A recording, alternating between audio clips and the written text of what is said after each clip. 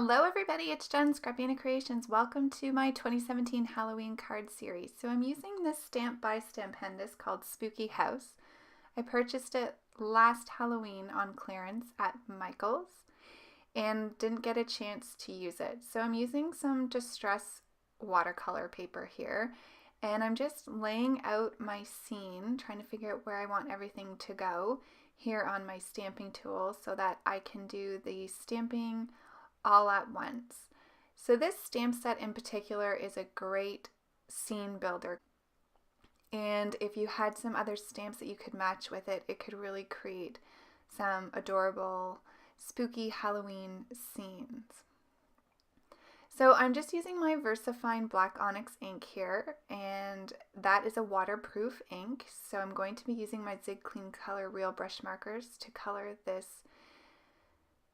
And I'm also using distress inks for the background. So I am going to ink this up 3 times, I believe, just to make sure that it's nice and black, because it's watercolor paper, so it does have some texture to it and just requires a little bit more ink. So that's why the stamping tool comes in super handy.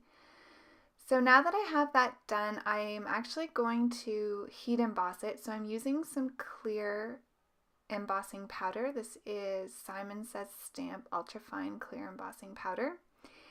And this will just help ensure that when I start watercoloring, the colors will stay in the sections that I want them to stay.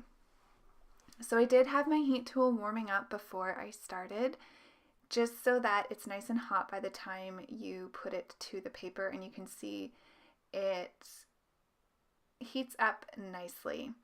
So I'm just going to use it a little bit on the back there just to make sure that it's nice and straight, no crinkles in it, and then I'm going to use some more of the elements from the stamp set to continue to build my scene. So this is a little black cat, and it totally reminds me of my Lila. So I wanted to make sure I got her on there, and then I liked the tombstones there. I just thought it gave it an extra spooky feel. And there's also a cat in the right hand upper window, and so that's Piper. So both of my cats are making it into this card. So I'm using the mid-gray here, which almost looks brown, and that was the color I was going for. And so I'm just putting down the markers and then using water on, those are Tim Holtz watercolor paintbrushes. They're really affordable, and they were recommended by Amy R. from Paper Prairie and Ink, so I got them and I love them. Using 2 different colors of purple here. Here's Piper. She wanted to see what I was doing, and just moving through the coloring, as you can see. So I wanted this scene to be a night scene, just obviously Halloween night. And so moving through this really quickly because there's a lot of coloring, and then I'm watercoloring the background as well. So I have listed the names of the Zig Clean Color Real markers on the screen. So I wanted to make a little pathway up to the house, so I'm just using the light gray here, and I will go back and do that over with the black soot distress ink once I get to the bottom portion of the background. So to start the background off, I wet the paper. I'm using a wide angle brush here. I started out with Seedless Preserves to get a bit of purple in the sky, and now I've moved on to using chipped sapphire, and these are regular distress inks. Now I want to do an overcoat of black so that it looks like it is the night, and I just wanted the purple and the blue to kind of peek through. So I'm going to do a couple of layers of these 3 colors just to get the right color of the background that I want, and then just using a little water on the ghost and the moon.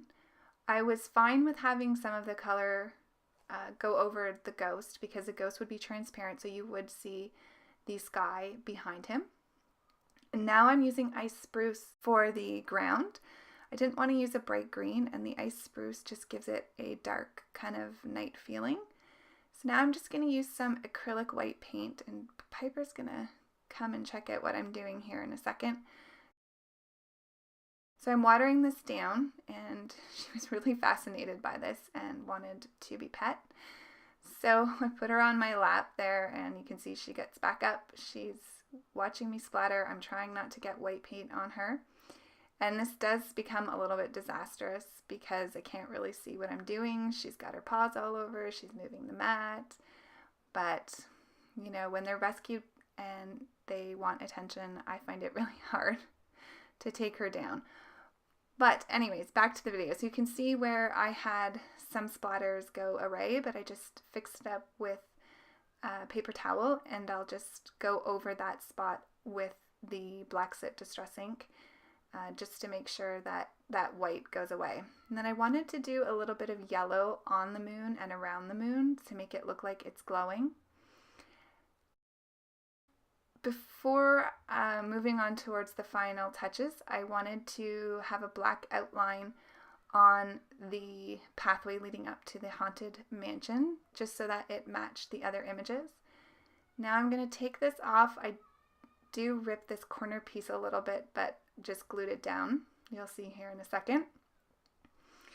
And so I'm going to trim this up after I get this little piece fixed up. I'm just going to use my Creative Memories trimmer. I've had this probably almost 20 years. It was like one of the first scrapbooking tools I ever bought.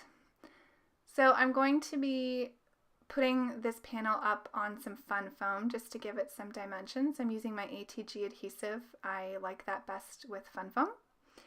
And I'm going to put that onto a little bit of a black border just so that that panel can pop off the card. And then I'm going to use my Spectrum Noir glitter overlay and just on the ghosts and the moon and the lights, not the lights, the windows.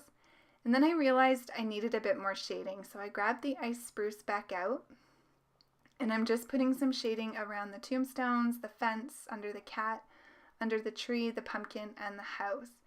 And I don't know how much you can see on screen, but it does make a difference. And I probably could have even made a larger shadow under the house, but I was happy with that. So that's my first card in my series. I hope you join me again. Here's some still shots. Have a great day, everyone. See you soon. Bye.